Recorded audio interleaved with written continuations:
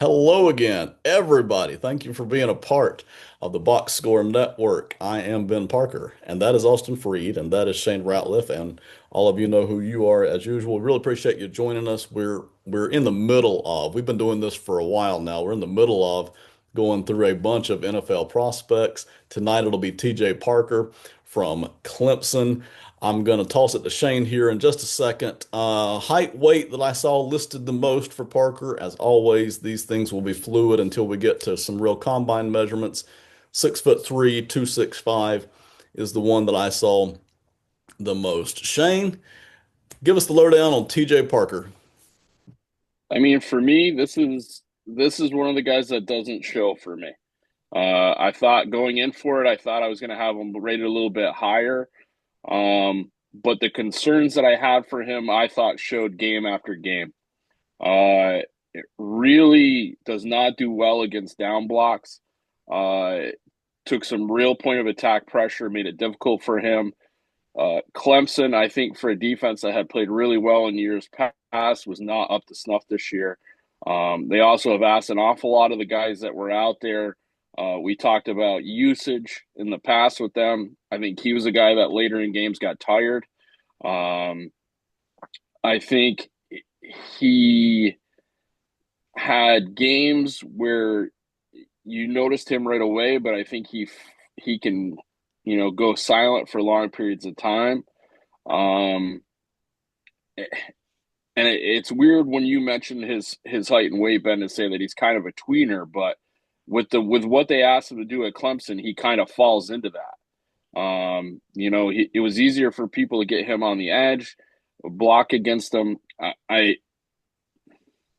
He's a guy that for me, there was no, one element to his game that I thought jumps out. Uh, like I said, I thought this was a tough one. He was a guy that I went in looking and I thought like, I name you here, Clemson defense. I would have thought I would have been higher on him, but yeah, I'll be interested to hear both of your guys because this is somebody going in where I thought I was going to have him much higher. We'll hear exactly from Shane where he would draft him when we come back to him here in about 5 or 6 minutes. Austin, as always, is glad to have you on board. So give us what you feel on TJ Parker. First things first, I am putting some sort of TJ Parker repellent on like the ground around the like foretech and in. Like just get out of there, get wide, and Hmm. please, for the love of God, keep your hand out of the dirt. Please. Like I just want to take the tape, any tape where he stands with a hand in the dirt and just throw it in the trash because to me it is completely worthless. I never want to see his hand in the dirt again on a football field. Please do not make me watch him. I mean, just slowly bear crawl. I've seen bears wake up from hibernation faster than he gets out of a 3-point stance. Like, what are we doing? Stand up. He looks so much more explosive out of a 2-point stance. So from now on, when you hear me talk about TJ Parker, it is in a 2-point stance outside the tackles. Okay. Like anything else, I don't even want to consider. Okay. He is a purely, strictly outside linebacker slash defensive end slash whatever you want to call it and whatever scheme you're running. But please. Okay. Now that we got out of the way, I think he's a pretty decent player, actually. I think his ability to take just great angles from out wide is the best part of his game. The man understands leverage and angles really, really well. And I think that's something that's really hard to teach, actually. I think that's one of those instinctual things that guys just have. It is learnable, it is coachable, it is teachable, but like when you've got it, you've got it. And he sure as hell has it in my eyes. I also think that paired with his lack of bend is like unfortunate because if he had the angles and the ability to cross face like he does whenever it's called upon and his speed because he does I think in a 2-point stance have some decent burst and get off and create some like he gets some tackles taking some wide sets in the beginning, and then just crosses straight across their face, and then just goes and hits the running back in the backfield. Like that I saw that on tape quite a bit. But when he doesn't kind of bait a tackle out wide and he has to try and bend around them, that's when we see him kind of lose a little bit. And that's why I think the wider he gets, the better. Kind of make them where he doesn't need to have so much bend. He can just kind of take that angle. But nonetheless, I think he has some really good pass rush moves. I think he has a really good swipe. A swim is pretty good. I would love to see him use his power more because I think he has really, really strong hands. And I didn't see him go to that too often. And maybe the reason it was successful is because people weren't expecting because he didn't go to it too often. But I saw enough on tape where I'm like, hey, you've clearly got some pretty good striking ability with the paws here. Let's use them a little bit more. So I think that's something really good you can look forward to for him as a player. And then I think his ability to uh like wrap up and make tackles in the backfield Mhm. really good. He brought a lot of running backs down behind the line of scrimmage. He also forced a lot of fumbles, which I think is just another kind of point towards him having really good tackling technique. And when he sees a guy wrapped up, he's not afraid to go for the ball, which I respect. A few knocks I have on him though. I do have some pass coverage, really bad. I like for someone who I would like to see in a 2 point stance out wide. You need to have some ability to play in some zone coverage, and I did not really like that. And I think his like size is not that impressive. Like if he was a slightly bigger guy, everything he does would just be amplified a little bit more, but very average size. And I have one more question mark, and that's just the Texas game, because he kind of completely disappeared against Mhm. Texas, and that's not good when you just like don't show up at all against a really good team. It happens to a lot of people, and not to say that that's should completely knock him off of boards or anything, but that when you see him go up against one of the top schools and get completely schemed around. Maybe you can point that to as like a hey, they really wanted to not let him affect the game and that shows some respect to him. But to me it didn't look like they made him the focal point of their attack. So I take it as a more of a knock for me.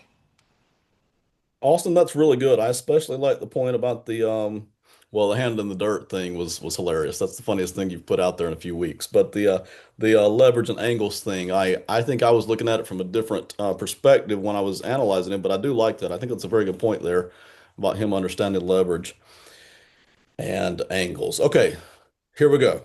I liked his 24 tape better than his 25 tape. It almost looked like in 2024, Clemson just let him freelance as much as he want to and do almost anything he want to without responsibilities. And it looked like in 2025, they tried to hand him more responsibilities as a three down kind of a player who had other jobs to do besides just get to the quarterback. And I thought it was much more mixed and sloppy, and I just wasn't thrilled with the results in 25. So I'll lead off with that. To me he's explosive and fast off the edge. So I think that is his biggest trait. That's the one I like the best. I do like the explosiveness off the edge. He can be blocked, but he often does not stay blocked. I felt like once people stopped him initially, he keeps his feet moving. And then I just thought he leveraged and hand slapped his way around the edge anyway. Austin, that's almost identical to what you said. I really felt like if he didn't beat the guy straight up, that even when he's blocked, he leveraged and hand slapped hand strength his way through it. And that's really important to me to be able to do that, that once your initial burst didn't work, that you still have another way to get pressure on the quarterback. And that to me is probably the one thing that's going to keep him up for me because I'm going to have some criticisms on him, but boy, that one right there is pretty important. So I'll give him high props for that. I actually liked his bending decently. I thought he was hard to route around the top of the arc, though. So when guys were trying to push him way deep around the arc, it looked to me like he could circle around. But that's not your pure bend, okay? That's more of, hey, I am getting blocked, but I am going to circle around and get to this quarterback anyway. So that's not your, your pure top edge rushing kind of a bend. That really is more, hey, I'm just faster than the tackle that's trying to get me here. So decent bend, but you're right, Austin, not great bend. Often when blocked initially, I'll go back to this point again. He keeps driving straight. Austin, you mentioned the strength here. He can keep driving straight, then disengage and step inside for a pressure sack. You mentioned the crossover, Austin. I agree. I saw that more than once. And again, this is a guy who now has two or three ways to get to the quarterback. And for me, while I'm not thrilled with his game, that's a pretty big attribute that I don't know about excited about. I am sold on that he can do that at the NFL level. Will make some plays versus the run, but it's not a dominant force. I noticed him making a lot of plays in the backfield and other times just disappearing, so the run support is inconsistent. There are times where he holds up and times where he doesn't. I'm not worried about it, but he's not a dominant force against the run. Appeared to overrun a lot of plays in 25, especially against the run. I don't know what happened here in 25, but boy, I Anthony Hill does this a little bit. Sonny Styles does it a little bit. TJ Parker does it a lot. You talk about overrunning plays. Goodness gracious, in 25, I didn't see it as much in 24.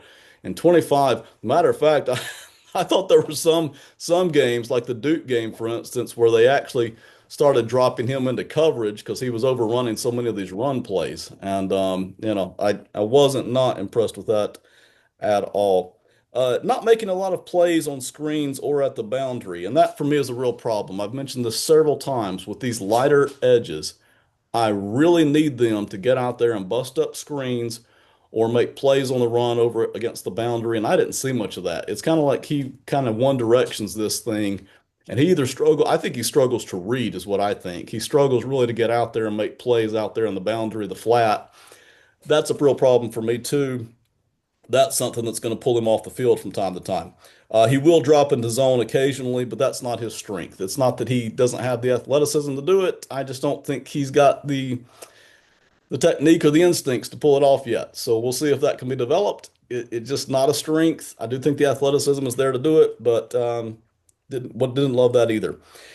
Putting a tight end on him to hand him off to the tackle seems to be very effective. I didn't see him split that up very much this year. So when you put a big tight end out there and you just smash him at the start and then tilt him back in there to the tackle, seemed to be very effective. So NFL is going to do that to him until he can start splitting that. Tackles and tight ends actually did a better job on him at 25, really getting in his chest and cutting off his angles. That's the angle thing again that you mentioned, Austin. They really did seem if they could get all up in his chest, that could help against that angle thing that he is very good at. So that's where I'm at.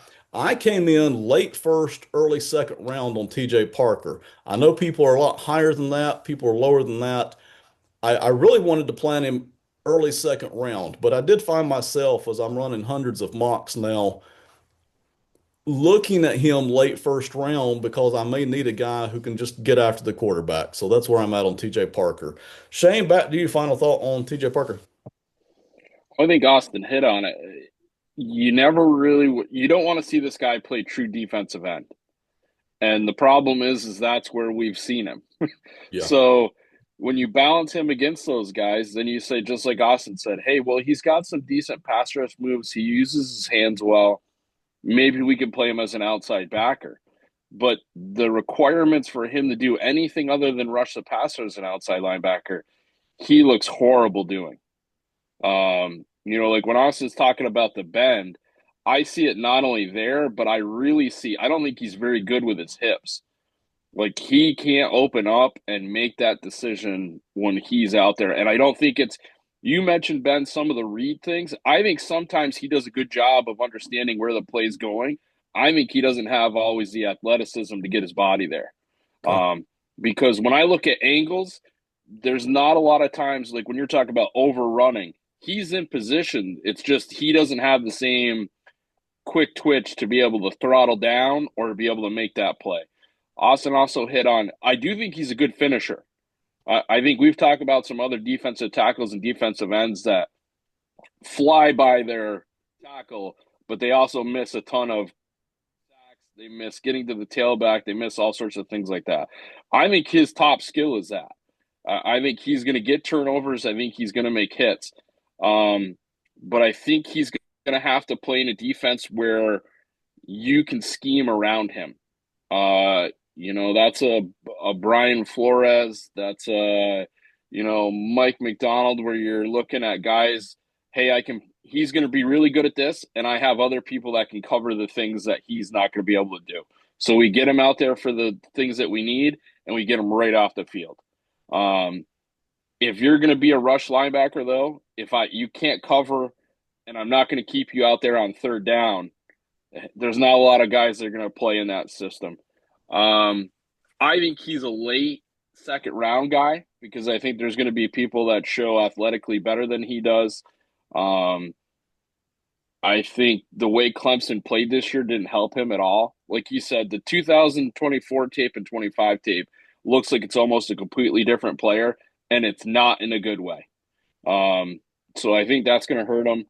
I think, though, he's going to be one of those guys, and you kind of mentioned it, Ben, where you could say, like, hey, he could be at the end of the first. If there's a run of defensive ends, sack specialists, things like that that hit, and some team gets greedy and goes, hey, we got to have a guy, I do think he can move up. But for me, he's way outside my top 50. It's a great point, Shane. Real quick, I got Austin the final word here. Tail end of the first round this year, because I'm always curious what happens at the tail end of the first round. I think this year more than most, our team's going to grab a bunch of wide receivers in a row. Are they going to grab a bunch of defensive backs in a row, or are they going to go and grab a bunch of edge rushers in a row? Those are three groups that at the end of the first round, man, I could list off probably for the wide receivers, I could list off 8 to 10 names. For the edge rushers, I can list 3 to 4 names. But I'm curious to see how that works out. Austin, final word here on TJ Parker. Uh, I don't really love talking about relative to the class too often. I usually try and keep my rankings objective, but in this special case, I'm really low on this year's edge class. Like really low as a whole. Outside of the top three guys, I think it's a pretty weak class. And he kind of stands alone, I think. Maybe him and like Cassius Howell to me kind of stand in this twilight zone of potential, right? So that to me gives him or gives me some sort of justification to seeing him go really late in the first, not even really late in the first. But if we're talking objectively draft class agnostic, not even thinking about the draft class, he is a mid-second rounder. Like that's the grade. But with this specific draft class we're seeing, if you need an edge rusher and you are a playoff team and have a late pick, you might just have to go get your guy a little early unless you want to, maybe trade back or trade back up in the second round or something like that. So I could see him going earlier than the pure grade allows it because of the draft class, but as a pure talent, I have him in as a mid second because, like I said, I think he does have some skill sets that are very desirable. And he is, I think, a slightly above average athlete from an edge perspective. And a lot of the things that we don't love to see are actual things that I think can be coached and taught. So, and he's also young. He's a 2023 class for high school, so a junior coming out. So, yeah, I think there's a lot to like and a few things to dislike, but we could end up seeing him go in the first. Everybody, that is TJ Parker. Thank you, Austin and Shane. Excellent work as always. This was not an easy player, I think, but we hashed through it very well. If you're watching and you have comments, post them. We really appreciate that as well. We have more defensive prospects coming on this channel. Guys like Caden McDonald will be here, Emmanuel McNeil Warren out of Toledo, and several other guys between now and the draft. So check them out here on the Box Score Network. And as always, if you want the offensive guys that we do, that'll be over on Pro Football Enterprises. Thank you very much. Have a great one.